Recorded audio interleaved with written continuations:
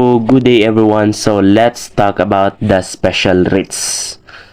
So let's begin with the habeas or the writ of habeas corpus. So ano ba ining ginatawag nga writ of habeas corpus? So habeas corpus literally means to produce the body. It is an order issued by a court to a person commanding him to produce a person he has in custody and to explain or justify why he is detaining that person. In short, ining writ of habeas corpus is gini-issue sa competent court, which is naga-direct or naga-mandate sa particular person to produce the body of the detainee. And of course, to know whether there is a legal ground upon detaining that particular person. Purpose of the writ. So, the purpose of the writ is to inquire into all manner of involuntary detention or imprisonment as distinguished from voluntary, and to free the person if he is found to be legally detained. So, ang purpose ng writ is to investigate or para mahibalaan bala kung inibala nga pagdakop or pagdetain sa tao is nag-agi sa legal process or sa insakto nga proseso. So kung mahibaloan or mapamatudan nga ini illegally detained, so the court will decide to set free that particular person. Bala ini naga-function ang writ of habeas corpus. So any person in behalf sa iya or siya gid mismo can petition for the writ of habeas corpus to a proper court. And then later on, the writ will be sent to the person who deprived his liberty with a specified time and date. So, after na nga ma-present ang body sang detainee sa korte, then the court will review if there is a legal ground upon detaining the person. So, if na-find out dito nga ang pag-detain sa iya is wala sang basihan, then the court will decide to set free the detainee. But, if na-find out dito nga may legal ground, then he will be sent back to the custody. Suspension of the privilege of the writ. Okay, number 1. Grounds for suspension the privilege of the writ of the habeas corpus may be suspended by the President. In the case only of the invasion or rebellion when required by public safety. Number 2. Suspension of privilege, not writ itself. Note that what suspended by the President is not the writ itself but the privilege of the writ. That is the right to have the court inquire into legality of detention of a person. Number 3. Effect of suspension. When the privilege is suspended, a person charged with a rebellion will not be ordered released by the court. Consequently, the person under the custody of the government for the crime or the rebellion or the offenses connected with invasion may not obtain his liberty by reason of the suspension of the privilege. Of habeas corpus under the administrative matter of 030404 CSC. The writ of habeas corpus for minor is a legal mechanism in the Philippines designed to protect the minor under the unlawful detention or custody. Here are the key points. Who may file? Sino ang mag-file? Any person on behalf to the minor, including sa typically mga guardian or parents. 2. Content of the petition much detail under the personal information. The detaining authority detail are ground for claiming unlawful detention. Jurisdiction. Sa jurisdiction is the petition can be filed in various court, including the Supreme Court, Court of Appeal, Regional Trial Court, ensuring broad access to judicial review. 4. Issuance of the writ.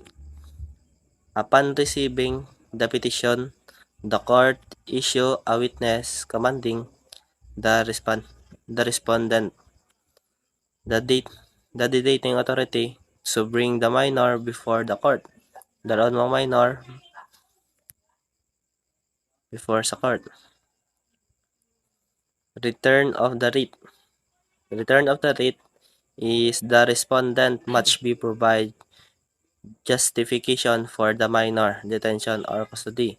Dapat i-justify mo nga kung ano ang rason nga i-detain mo ang minor or butang mo sa custody. 6 is hearing. Ang hearing, a court hearing is conduct to examine the legality of the detention or custody. This process involved reviewing evidence and argue from both sides. Sa hearing, dapat bago sila mag-hearing, gina-review nilang evidence kag dapat may fair judgment sila para sa minor. Judgment. 7 is judgment. Based on the hearing, the court decide whether the detention or custody is lawful. If found unlawful, the court orders the immediate release or approximate transfer of the minor. If lawful, the court allow the continuation of the custody.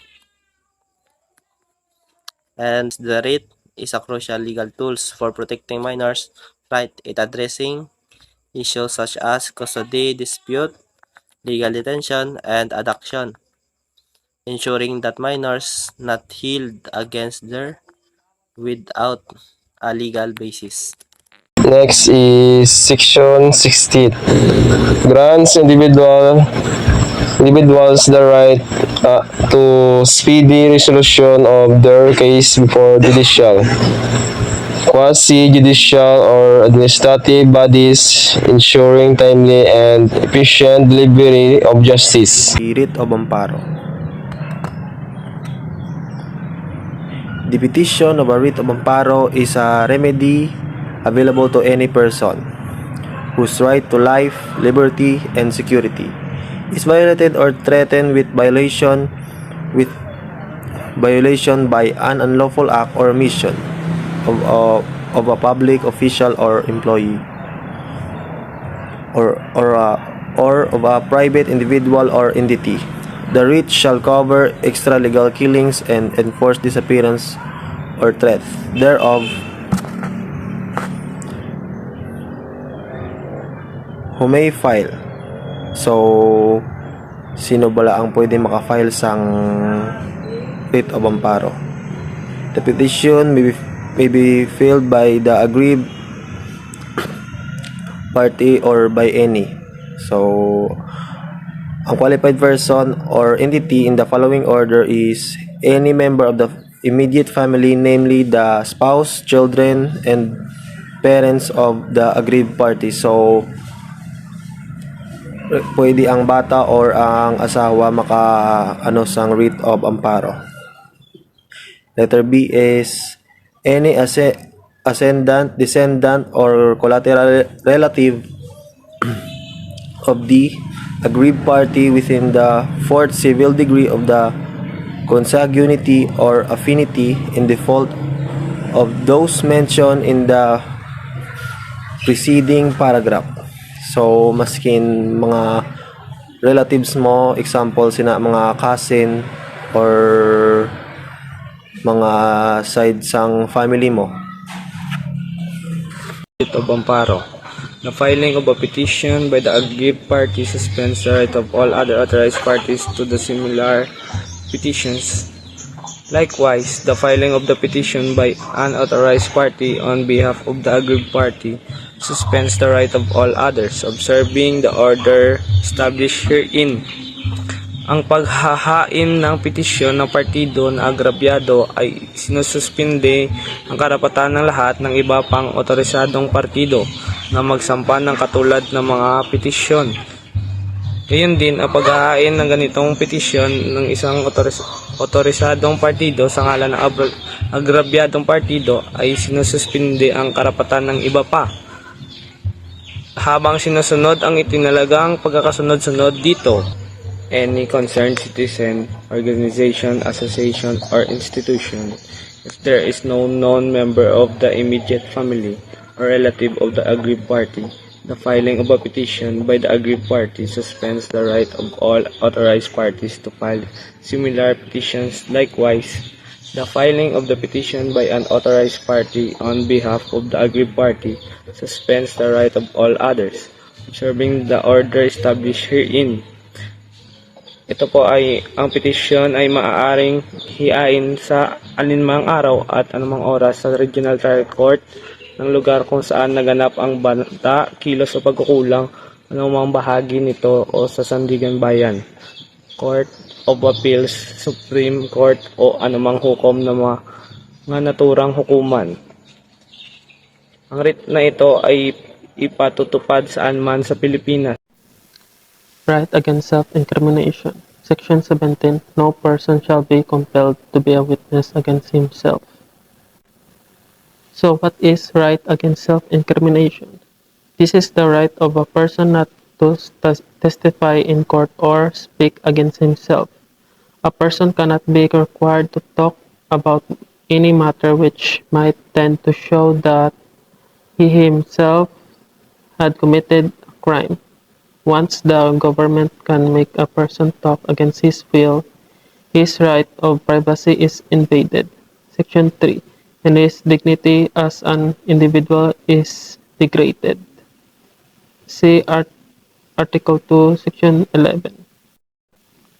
So, in summary, the right against self-incrimination is a crucial protection in the legal system, safeguarding individuals from being forced to provide evidence that could lead to their own prosecution. This principle helps maintain the integrity of the legal process, ensures the protection of personal privacy and dignity, and upholds the fundamental human rights. Note that what is prohibited is being compelled to give testimony to draw out from defendant's own lips an admission of guilt. If a person uses his right not to speak, this fact may not be taken as evidence against him that he is hiding something unforbearable which he does not want other people to know. So, in essence, the legal system must respect a defendant's choice to remain silent and cannot use this silence to imply guilt or suggest they are hiding something. This protection is crucial in maintaining a fair and just legal process. Form of testimony prohibited. So, what is form of testimony prohibited? The right of person not to be forced to say he has done something against the law extends to being required to present documents and other articles which may incriminate him and to give specimen of his handwriting as they are considered equivalent to being compelled to testify. The reason is that both acts involve, as in giving testimony, the use of some intelligence and attention. So the key idea is that both producing documents and providing handwriting samples involve using one mind and attention to comply with the request, just like when they giving testimony. Hence, they are protected under the right against self-incrimination because they require active participation and acknowledgement by the individual, which could lead to incriminating evidence being used against them in legal proceeding. Next is, there is no violation. However, where, for example, the accused is forced to remove morphine from his mouth or to place his foot on a piece of paper to get his footprint, to have his picture taken, or to remove his clothes. They involve mere mechanical acts. So the statement discusses circumstances where certain actions can be compelled from an accused person without constituting a violation of their rights. One is force to remove morphine from mouth. If someone is hiding drugs in their mouth, authorities can compel them to remove it. This act is seen as retrieving physical evidence, not a violation rights. Two is placing foot on paper for footprint. Asking an accused to step on paper to obtain a footprint is an non-intrusive mechanical act. It's similar to taking fingerprints, which is standard procedure in law enforcement. 3. Taking pictures. Authorities can take photographs of the accused. This is a routine identification process and doesn't infringe on personal rights. And number 4 is removing clothes. Under certain conditions such as conducting a search or obtaining evidence, authorities can require the accused to remove clothes. This must be done in a manner that respects the accused's dignity and privacy as much as possible. So these are the actions are described as mere mechanical acts because they involve physical actions that don't require the accused to provide testimonial evidence or self-incriminate verbally. They are generally considered lawful and part of standard investigative procedures. The writ of habeas data is a remedy available to any person whose right to privacy in life, liberty, or security is violated or threatened by an unlawful act or omission of a public official or employee, or a private individuals or entity engaged in the gathering, collecting, or storing of data information regarding the person, family, home, and correspondence of the aggrieved party. It allows individuals to protect their right to privacy when it is infringed upon by the unlawful actions of public officials, employees, or private entities involved in the gathering, collecting, or storing personal data or information. This remedy is available to individuals whose privacy in aspects such as life, liberty, or security is violated under threat. It enables individuals to access, update, and even more delete personal information held by others to safeguard their privacy rights. And which court has the jurisdiction and where is the venue? We have the SC, CA, Sandigan Bayan, RTC. It is where the petitioner or respondent resides, or which has jurisdiction over the place where the data or information is gathered, collected, or stored at the option of the petitioner. So, in cases involving the writ of habeas data, the jurisdiction lies with various courts such as Supreme Court or SC, Court of Appeals or CA, Sandigan Bayan, and Regional Trial Court or RTC. The venue for filing a petition for habeas data is typically the RTC, or either the petitioner or respondent resides. Alternatively, the venue can also be the RTC or the Regional Trial Court that has jurisdiction over the location where the data or information is in question is gathered, collected, or stored at the discretion of the petitioner.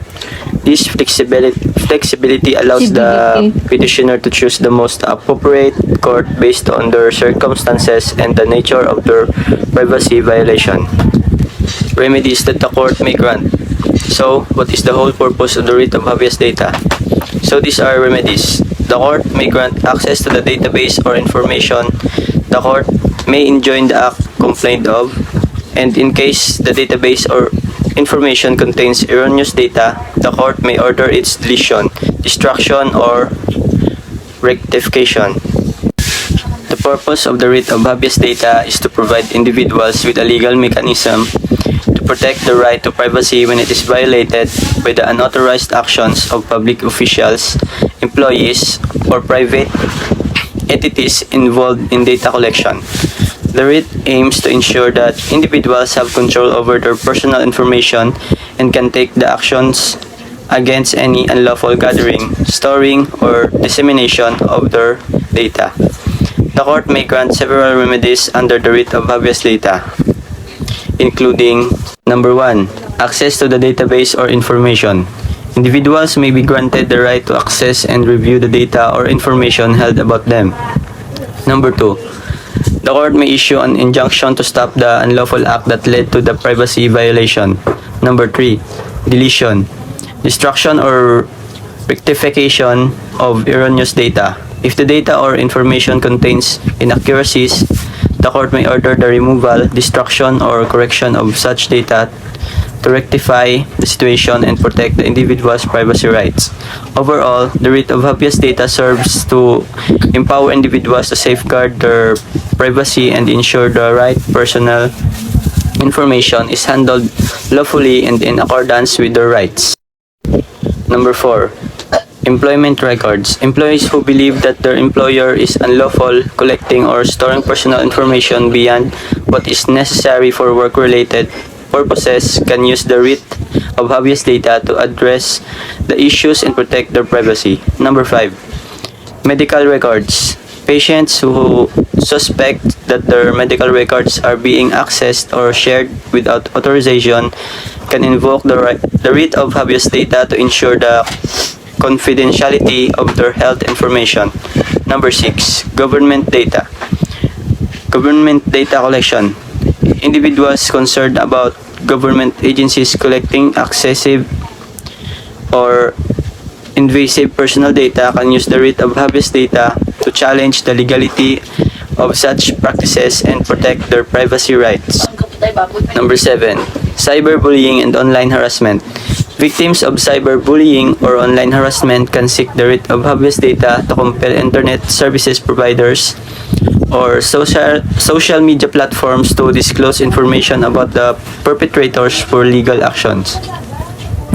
In all these situations, the writ of habeas data serves as a vital legal tool to protect individuals' privacy rights and ensure that their personal information is handled in a lawful and respectful manner. Bit of Kalikasan, and I am continuing the report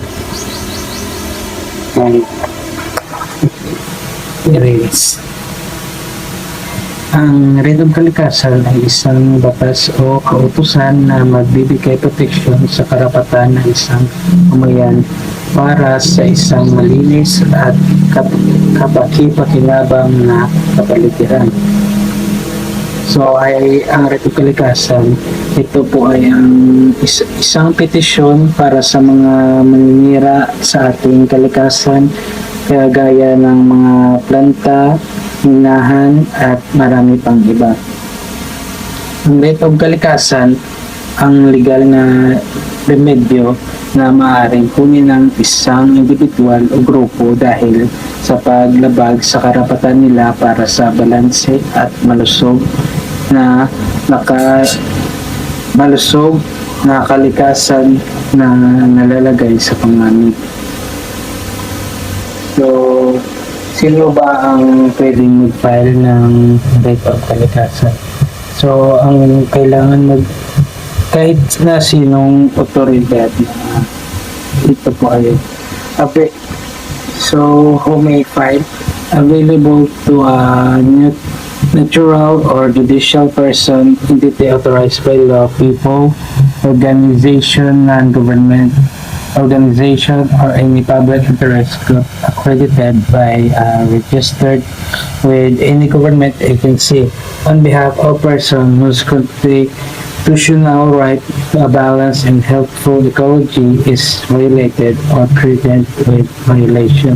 So, ang kailangan po mag-file ay ang kahit na sinong otorisado ng batas o kahit na sinong tao basta nasa panganib ang kanilang mga buhay or kanilang health, kailangan po pwede po silang mag-file ng petisyon. So bago mag-file ng Writ of Kalikasan, siguraduhin muna natin na maaari ang na marami ang naapektuhan at natamaan sa isang komunidad For example, sa isang pabrika ng goma at plastic, alam naman nating mabaho at nakakahilo ang usok nito. Marami ang ospital at nagkakasakit dito. Ang unang hakbang para magpetisyon sa Supreme Court ay magpunta sa barangay at ireklamo ito dapat din na hanapan ng permit ang pabrika kung meron sila nito. Pagkatapos, ipaliwanag ang may-ari at pag-usapan ang inireklamo tungkol sa pabrika at sa mga danyos at pinsala sa idinulot nito. At kung hindi ito makadalo, pwedeng i-diretso agad sa Supreme Court at dalhin ang mga document at pruweba na totoong reklamo at may iba na pinapapermahan ang lahat ng tao na naapektuhan nito para aprobahan agad ng petisyon. So, saan pwedeng mag-file or pumunta agad? Ang venue po ay sa Supreme Court or any situation of Court of Appeals. So, the writ of kalikasan. Writ of kalikasan is a legal remedy in the Philippines that provides protection for one's right to a healthy environment. It allows individual or groups to petition the court to address environmental threats or damages. So, for example, mining pollution, a community living near a mining site notice severe water and air pollution due to the mining activities. They can file a writ of kalikasan to demand that the mining company adheres to environmental regulations, implement proper waste management practice, and compensates the affected residents for the damage causes. So, in this case, the writ of kalikasan serves as a legal tool for citizens to uphold and constitutional rights to a balanced and healthy ecology by compiling action from responsible parties and protecting the environment to present the future generation.